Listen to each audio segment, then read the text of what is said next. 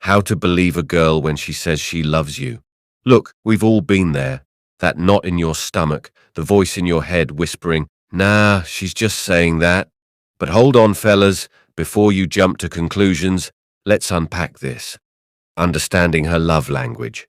First, remember, love isn't a one-size-fits-all kind of thing.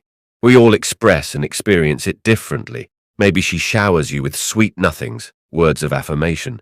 Or maybe she shows it through acts of service, making you coffee, running errands. Know your kryptonite. Now be honest, what's your love language kryptonite?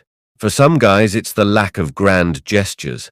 Others get tripped up by the too good to be true feeling.